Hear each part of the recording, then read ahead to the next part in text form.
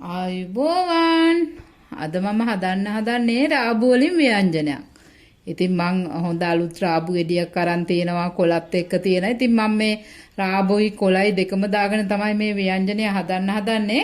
ඊට අමතරව මං ඉතින් තක්කාලි, අමු මිරිස්, රම්පේ කරපිංචා, ලූණු, සුදු ලූණු ඒ අවශ්‍ය අමුද්‍රව්‍යات අරන් තියෙනවා. ඉතින් වෙනදා වගේම අපි මේ සේරම පිරිසුදු කරගෙන බලමු අපේ ව්‍යංජනය හදන්නේ කොහොමද කියලා.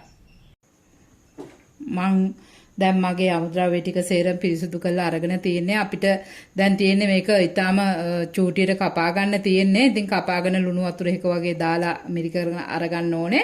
ඉතින් මේ අමුද්‍රව්‍යات අපිට චූටියට වෙනදා වගේම කපා ගන්න ඕනේ ව්‍යංජනයකට දාන්න.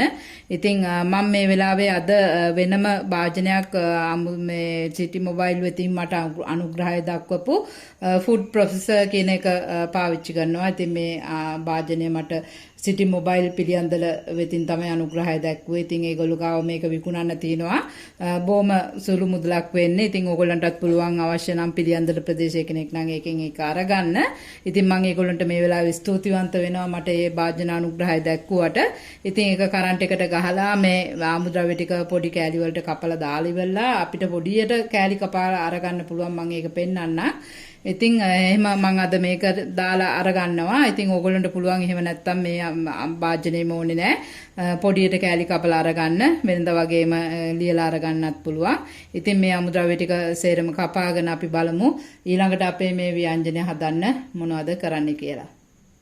දැන් අපිට තියෙන්නේ මේ වගේ කපාගත්ත කෑලි මේ භාජනයට දාලා මේක සවි කරලා මේ භාජනයට දාලා මේ අමුද්‍රව්‍ය ටික සේරම අපේ වහලා කළා මේක කපා ගන්නයි තියෙන්නේ. ඉතින් මේ වගේ භාජනයක් නැති වුණා කියලා ඕගොල්ලෝ සැලෙන්න ඕනේ නැහැ. ඕගොල්ලන්ට පුළුවන් වෙනදා වගේ අපේ පිහියාරම් බෝඩ් එක තියලා මේක කපා ගන්න. ඉතින් මේක මෙහෙම වහන්න. වහලා ඉවර වෙලා ඕගොල්ලෝගේ මේ භාජනයේ උඩ තියෙනවා මෙහෙම ලිඩ් එකක්. ඒක මෙහෙම තියලා කරන්ට් එකට ගහලා කපා ගන්නයි ඕනේ. ඉතින් මේක මෙහෙම ඉබුවාම කපා ගන්න පුළුවන්. ඉතින් අපි ඒක කපාගෙන කරගෙන බලමු ඊළඟට මොකද්ද කරන්න කියලා.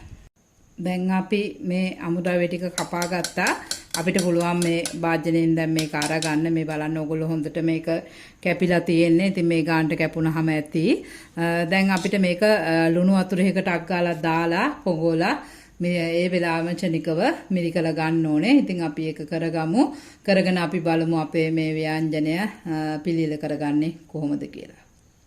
දැන් අපි අපේ අමුද්‍රව්‍ය ටික ඔක්කොම කපාගෙන සෝදගෙන ලුණු වතුර දාලා මිරිකගෙන ඔක්කොම ඉවරයි. ඉතින් අපේ ලුණු පහේ ටිකත් අපි හොඳට කපා ගත්තා වෙනදා වගේම. ඉතින් ඕගොල්ලන්ට පේනවා ඇති.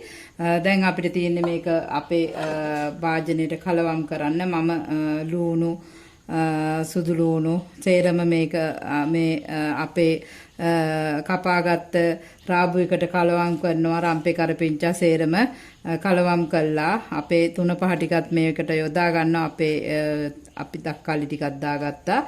ඉතින් අම්බිරිස් ටිකක් දාගත්තා. දැන් අපි මේකට අපේ තුන පහ ටිකත් කලවම් කරන්න ඕනේ. ඉතින් අපි පහේ ද්‍රව්‍ය ටික සේරම දාගෙන අපි මං කිව්වා ඔයගොල්ලන්ට අපේ ආදරය උණුහුම අතෙන් දැනෙන උණුහුමත් එක්ක කලවම් කරන්න. ඉතින් ඕගොල්ලන්ට අකමැති නම් පුළුවන් ග්ලව්ස් එකක් දාගෙන මේවා කලවම් කරන්න. කහ කුඩු චුට්ටක් දාගන්න. කහ කුඩු තේ හැඳි භාගයක් කාලක් වගේ ඕගොල්ලෝ ගන්න ප්‍රමාණය අනුව.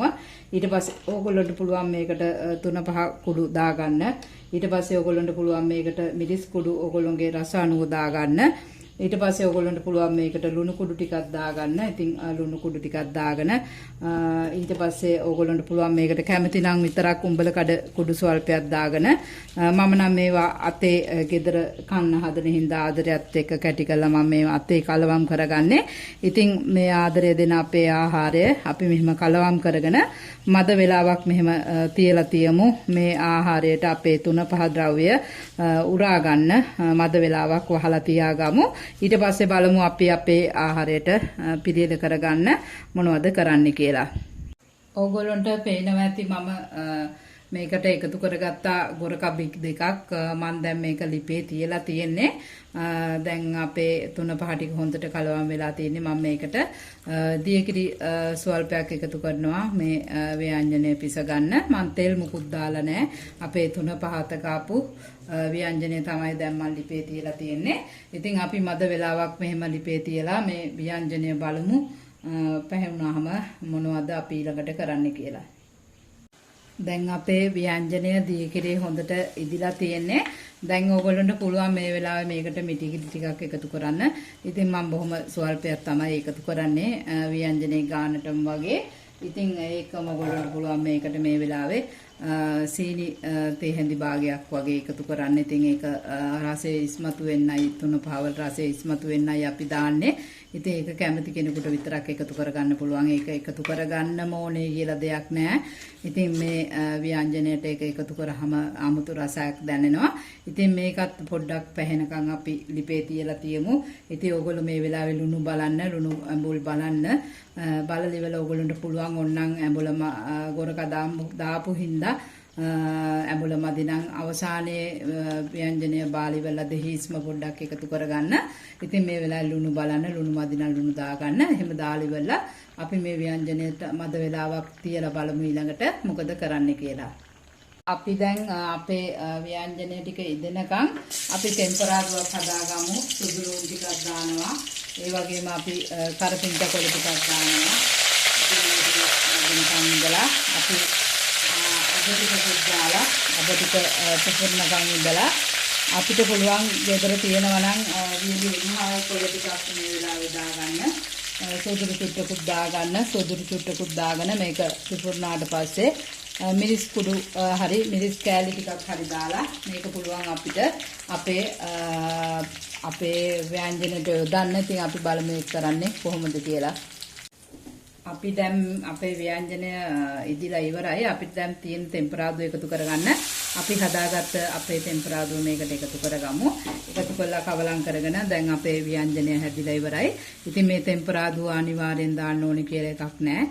ඕගොල්ලන්ට කැමති නම් කිරටම ව්‍යංජනය පිළියෙල කරලා හදා ගන්න පුළුවන්. දැන් අපි මේසෙට පිළිගන්නලා බලමු අපේ ව්‍යංජනය කොහොමද තියෙන්නේ කියලා. මේ තියෙන්නේ අපි රසවත්ව හදාගත්ත අපේ රාබු ව්‍යංජනය.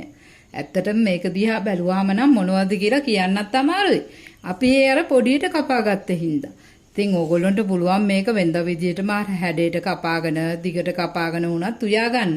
ව්‍යංජනය හදන විදිය මේ විදියට හදලා බලන්න. ඇත්තටම හරිම රසයි. ඉතින් මේක කුඩාවට කපලා 3-5 වර්ග ටික උරාගෙන තියෙන හින්දා තවත්ම රසයි මේ ව්‍යංජනය. ඉතින් මේ විදියට ඕගොල්ලෝ හදලා රස බලන්න. මේ වගේ තවත් රසවත් කෑමකින් මම ඕගොල්ලෝ හමුවට එනකන් මම අදට ගිහින් එන්නම්. මං කුක් විත් ජයා.